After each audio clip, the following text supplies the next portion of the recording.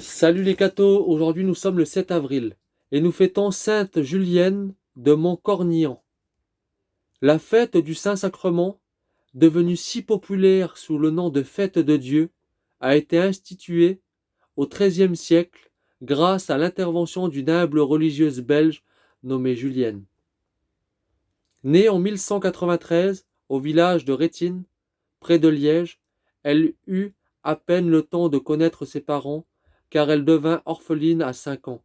Julienne et sa sœur Agnès furent alors confiées aux Augustines de Montcornillan où elles furent formées à la piété. Ayant atteint sa 14e année, elle entra dans la communauté des Augustines. La simplicité et l'humilité lui furent toujours chères. Elle évitait de se produire surtout auprès des visiteurs de distinction.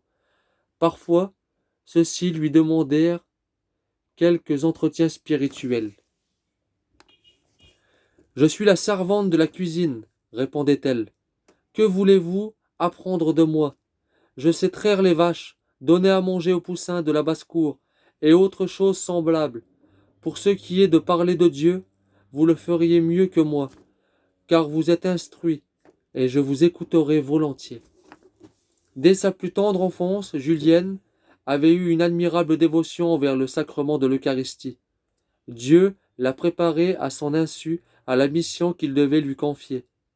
Un jour de l'année 1208, comme Julienne se mettait en oraison, elle aperçut un astre semblable à la lune dans son plein, mais avec une échancrure. La même vision continua à se présenter à ses regards tous les jours. Craignant d'être victime d'une illusion diabolique, elle supplia le divin maître de l'éclairer. Notre Seigneur lui révéla 2 ans plus tard: la lune représente l'Église, et l'échancrure signifie le manque d'une solennité dont je désire l'institution, pour réveiller la foi des populations et pour le bien spirituel de mes élus. Je veux qu'une fête spéciale soit établie en l'honneur du sacrement de mon corps et de mon sang. Cette fête aura une solennité que ne peut avoir le jeudi saint, déjà occupé par la mémoire de ma passion. C'est toi que je charge de t'occuper. La première de cette fête est de faire connaître la nécessité de l'établir. C'est toi qui commencera et des personnes humbles continueront.